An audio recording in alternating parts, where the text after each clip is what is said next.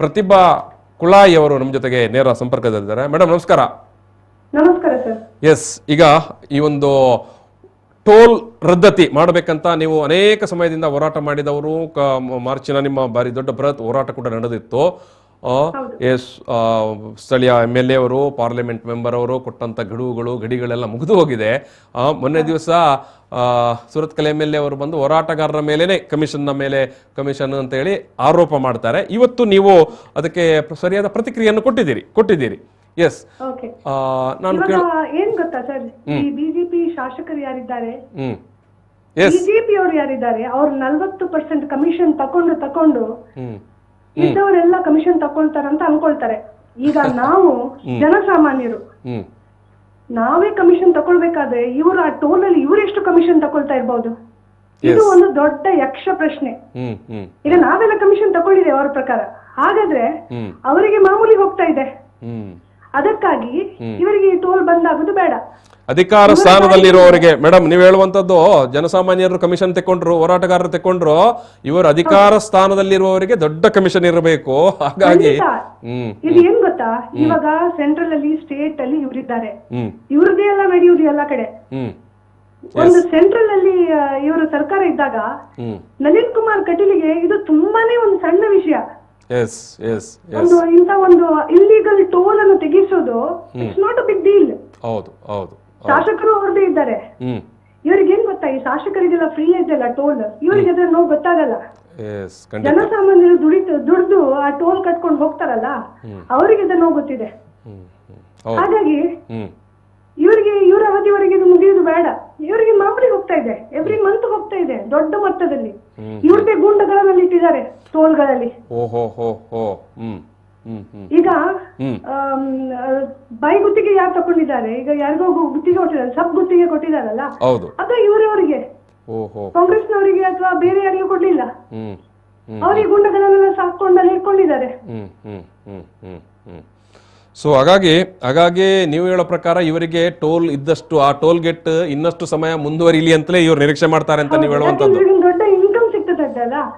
ಈಗ ಇವರು ಬೇರೆಯವ್ರ ಮೇಲೆ ಅಪವಾದ ಮಾಡುವ ಮೊದಲು ಆಲೋಚನೆ ಮಾಡ್ಬೇಕು. ಎನಿವೇ ಜನರು ಇದನ್ನೆಲ್ಲ ನೋಡ್ತಾ ಇದ್ದಾರೆ, ಜನರಿಗೆಲ್ಲ ಅರ್ಥ ಆಗ್ತಾ ಇದೆ. ಈಗ ನಾವು ಜನಸಾಮಾನ್ಯ ಹೋರಾಟ ಸಮಿತಿಯಲ್ಲಿ ಒಂದು 10-20 ಜನ ಯಾರು ಇದ್ದೇವೆ. ಈಗ ನಾವು ಆ ದುಡ್ಡನ್ನು ತಕೊಂಡಿದ್ದೇವೆ ಅಂತ ಆದ್ರೆ ಇವರಿಗೆ ನಮ್ಗಿಂತ ದೊಡ್ಡ ಸೂಟ್ಕೇಸ್ಗಳೇ ಹೋಗ್ತಾ ಇದೆ ಅಲ್ಲ. ಇವ್ರಿಗೆ ಸೂಟ್ಕೇಸ್ ಸಿಕ್ಕಿದಕ್ಕೆಲ್ಲ ಇವ್ರು ನಮ್ಮ ಮೇಲೆ ಅಪವಾದ ಹಾಕುದು ಇವ್ರಿಗೆ ಬೇಜಾರಾಗ್ತಾ ಇದೆ. ಅದನ್ನು ನಮ್ಮ ಕಮಿಷನ್ ಅವರಿಗೆ ಬೇಕಾ ಏನೋ ಗೊತ್ತಿಲ್ಲ.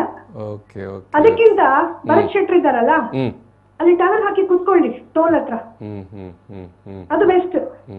ಇದು ಎಸ್ ಮೇಡಮ್, ಈಗ ಕೇಂದ್ರ ಹೆದ್ದಾರಿ ಇಲಾಖೆಯ ಸಚಿವರೇ ಹೇಳಿರುವಂತದ್ದು, ನಿತಿನ್ ಗಡ್ಕರಿ ಅವರು 60 ಕಿಲೋಮೀಟರ್ ವ್ಯಾಪ್ತಿಯೊಳಗಡೆ ಇರುವಂತ ಟೋಲ್ಗಳು, ಅದು ಅಕ್ರಮ ಟೋಲ್ಗಳು, ಟೋಲ್ ಗೇಟ್ಗಳು, ಅದನ್ನು ರದ್ದು ಮಾಡ್ತೇವೆ ಅಂತ ಇಷ್ಟು ಹೇಳಿದ ನಂತರ ಕೂಡ ಸ್ಥಳೀಯ MLA ಅವರಾಗಲಿ ಅಥವಾ ಪಾರ್ಲಿಮೆಂಟ್ ಮೆಂಬರ್ ಅವರಾಗಲಿ ಈ ಟೋಲ್ ಅನ್ನು ಕಡ್ಡಾಯವಾಗಿ ಇದನ್ನು ರಿಮೂವ್ ಮಾಡಬೇಕು ಅಂತ ಯಾಕೆ ಒತ್ತಡ ತರುವುದಿಲ್ಲ?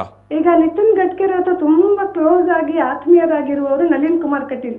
ಓಕೆ, ಈ ಪ್ರಶ್ನೆ ನೀವು ಅವ್ರ ಹತ್ರ ಕೇಳ್ಬೇಕು. ಏನ್ ಮಾತಾಡಿದ್ದಾರೆ, ಏನ್ ಮಾತುಕತೆ ಆಗಿದೆ, ಯಾಕೆ ಇಲ್ಲಿ ಟೋಲ್ ತೆಗಿತಾ ಇಲ್ಲ. ಮತ್ತೆ ಭರತ್ ಶೆಟ್ಟಿ ಇದ್ದಾರಲ್ಲ, ಅವ್ರು ಒಂದು ಡೆವಲಪ್ಮೆಂಟ್ ವರ್ಕ್ ಇಡೀ ಸುರತ್ಕಲ್ ಕ್ಷೇತ್ರದಲ್ಲಿ ಹೇಳ್ಬೇಕು ಏನ್ ಮಾಡಿದಾರೆ ಅಂತ ಹೇಳಿ. ಸುರತ್ಕಲ್ ಮಾರ್ಕೆಟ್ ಅಲ್ಲಿ ಮಾಡ್ತಾ ಇದ್ದಾರಂತೆ ಮೇಡಮ್. ಸುರತ್ಕಲ್ ಮಾರ್ಕೆಟ್ ಅಲ್ಲಿ ಅದೇ ಪಿಲ್ಲರು, ಅದೇ ಕಂಬಗಳು, ಅದೇ ಪಿಲ್ಲರ್, ಅದೇ ಗೋಡೆಗಳು. ಮೊಯ್ದೀನ್ ಬಾಬಾ ಬಿಟ್ಟು ಏನು ಹೋಗಿದಾರಲ್ಲ ಅದೇ ಇದೆ. ಒಂದು ಫ್ಲೋರ್ ಜಾಸ್ತಿ ಆಗ್ಲಿಲ್ಲ, ಏನು ಡೆವಲಪ್ಮೆಂಟ್ ಅಲ್ಲಿ ಏನೂ ಕಾಣ್ತಾ ಇಲ್ಲ, ಒಂದು ಕಲ್ಲು ಜಾಸ್ತಿ ಆಗ್ಲಿಲ್ಲ ಅಲ್ಲಿ. ಹಾಗಾಗಿ ಅಟ್ಲೀಸ್ಟ್ ಈ ಒಂದು ಟೋಲ್ ಅನ್ನು ಅವ್ರು ತೆಗೆದ್ರೆ ಅವ್ರ ಅವಧಿಯಲ್ಲಿ ಜನರು ಅಟ್ಲೀಸ್ಟ್ ನೆನಪು ಮಾಡ್ತಾರೆ. ಭರತ್ ಶೆಟ್ಟಿ ಅಂತ ಹೇಳುವ ಒಂದು ಶಾಸಕರಿದ್ರು, ಅಟ್ಲೀಸ್ಟ್ ಒಂದು ಟೋಲ್ ಅನ್ನು ಅದು ತೆಗೆದು ಹೋದ್ರು ಅಂತ ಹೇಳಿ ಜನರು ಅವರಿಗೆ ಅಟ್ಲೀಸ್ಟ್ ಅದನ್ನಾದ್ರೂ ಹೇಳ್ತಾರೆ. 40% ಕಮಿಷನ್ ತಿಂದ್ರು, ಈ 5 ವರ್ಷ ಚಂದ ಅಲ್ಲಿ ಟೋಲಲ್ಲಿ ದುಡ್ಡು ಮಾಡಿದ್ರು, ಲಾಸ್ಟ್ಗೆ ಅವ್ರ ಅವಧಿ ಮುಗಿದಾಗ ಟೋಲ್ ಮುಚ್ಕೊಂಡು ಹೋದ್ರು ಅಂತ ಜನ ಮಾತಾಡ್ಕೊಳ್ತಾರೆ. ನಾನೇನ್ ಮಾತಾಡ್ತಾ ಇದ್ದೇನಲ್ಲ ಸರ್, ಇದು ಟೋಟಲ್ ಬ್ರೈನ್ಲೆಸ್ ಬೇಸ್ಲೆಸ್ ಟಾಕ್ಸ್ ಅನ್ನು ಮಾತಾಡ್ತಾ ಇದ್ದೇನೆ. ಅದನ್ನೇ ಅವ್ರು ಮಾತಾಡಿದ್ದಾರೆ ಮೊನ್ನೆ. ನಾವು ಮುಲ್ಕಿಯಿಂದ ಸುರತ್ಕಲ್ವರೆಗೆ ಮೊನ್ನೆಷ್ಟೇ ಅಷ್ಟು ಜನ, ಅಷ್ಟು ಸಾವಿರ ಜನ ಬಂದು ಪಾದಯಾತ್ರೆ ಮಾಡಿದ್ರು. ಎಲ್ಲರೂ ಹುಚ್ಚರಲ್ಲ, ಕೆಲಸ ಕಾರ್ಯಗಳನ್ನು ಬಿಟ್ಟು ಅವರೆಲ್ಲ ಹುಚ್ಚರಲ್ಲ. ನಾವು ಯಾವ್ದು ಇವ್ರು ತರ್ತಾರಲ್ಲ, ಇವ್ರದೊಂದು ಪ್ರತಿಭಟನೆ ಆದಾಗ, ಇವ್ರದೊಂದು ಕಾರ್ಯಕ್ರಮ ಆದಾಗ ಎಲ್ಲಿಂದ 100 ರೂಪಾಯಿ 500 ರೂಪಾಯಿ ಕೊಟ್ಟು ಜನ ತರ್ತಾರಲ್ಲ, ನಾವು ಆ ರೀತಿ ಯಾರನ್ನು ತರ್ಲಿಲ್ಲ. ಜನಸಾಮಾನ್ಯರು ಬಂದು ನಮ್ಮ ಈ ಹೋರಾಟದಲ್ಲಿ ಕೈ ಜೋಡಿಸಿದ್ದು. ಅವರು ಇವತ್ತಿಗೆ ಕೂಡ ಪ್ರಶ್ನೆ ಮಾಡ್ತಾರೆ ಇನ್ನೊಂದು, ನೀವು ಈ ಟೋಲ್ ಆರಂಭಿಸಿದ್ದು ಅದು ಕಾಂಗ್ರೆಸ್ ಸರ್ಕಾರ ಒಂದು ಮತ್ತೆ ಮತ್ತೆ ಆವಾಗ ನೀವು ಮಾತನಾಡ್ಲಿಲ್ಲ ಅಂತ. ಏನ್ರಿ ಅವರು ನೋಡಿ, ನಮ್ಮ ಸರ್ಕಾರ ಇದ್ದಾಗ್ಲೂ ನಾವು ಹೋರಾಟಗಳನ್ನು ಮಾಡಿದ್ದೇವೆ. ಈ ಟೋಲ್ ಬರುವಂತದ್ದು ಏನಿದೆ ರಾಜ್ಯ ಸರ್ಕಾರದಿಂದ ಆಗುವಂತದ್ದಲ್ಲ. ಈ ಬೇಸಿಕ್ ಕಾಮನ್ ಸೆನ್ಸ್ ಅವ್ರಿಗೆ ಇರ್ಬೇಕು. ಇದು ಸೆಂಟ್ರಲ್ ಗವರ್ಮೆಂಟ್ ಹೈವೇ ಪ್ರಾಜೆಕ್ಟ್.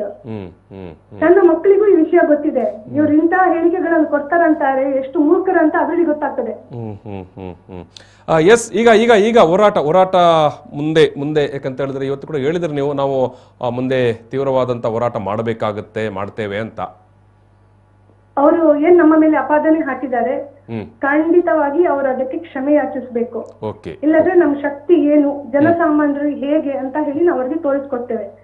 ಇನ್ನು ಮುಂದಿನ ದಿನದಲ್ಲಿ ಜೋರಾಗಿ ನಾವು ಖಂಡಿತವಾಗಿ, ಇಷ್ಟು ದಿನ ನಾವು ಪೇಷನ್ಸ್ ಅಲ್ಲಿ ಇದ್ವಿ, ಇನ್ನು ಮುಂದಕ್ಕೆ ಜನರನ್ನು ಸೇರಿಸ್ಕೊಂಡು we will see to that the toll is destroyed from there.